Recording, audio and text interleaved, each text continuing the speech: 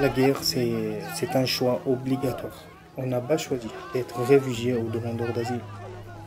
On cherche la paix.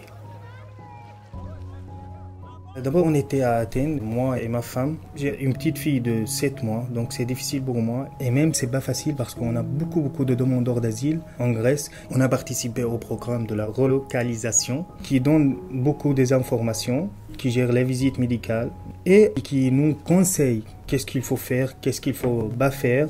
La chance qui nous a conduit en France. D'abord, j'avais une idée un peu négative de la France et de l'accueil en France. On a vu les images de Calais au mois de mars à Athènes et le problème de Calais et tout ça. Et c'est très important pour nous parce qu'on a des soucis, même s'il y a des réactions islamophobie ou quelque chose comme ça. Mais après, le premier moment à Martigny-Ferchaud, vraiment, m'a touché beaucoup parce que le maire de Martigny-Ferchaud a prononcé une phrase en arabe.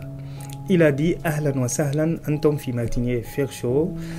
Bienvenue, vous êtes à Martigny-Ferchaud, je suis le maire. Cette phrase m'a touché beaucoup et je dis à ma femme « Il faut recommencer maintenant ». Et le premier pas pour l'intégration, c'est la langue. La France a accueilli 3449 migrants en provenance de Grèce et 309 migrants en provenance d'Italie. Monsieur Jassouma, pour nous déjà, il fait partie de la première opération de relocaliser qu'on a accueillie en Bretagne.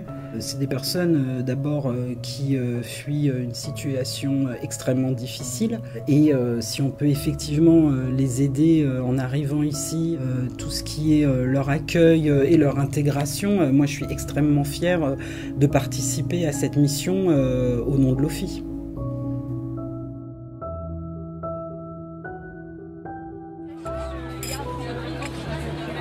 J'aime beaucoup Rennes, c'est d'abord. Maintenant, je vais continuer mes études pour faire une thèse de doctorat, pour être prof à la fac. Et maintenant, je travaille comme interprète, comme auto-entrepreneur pour gagner un peu d'argent. Je voudrais que ma petite fille sera en paix. C'est pas comme nous qu'on a vécu la guerre et les situations graves.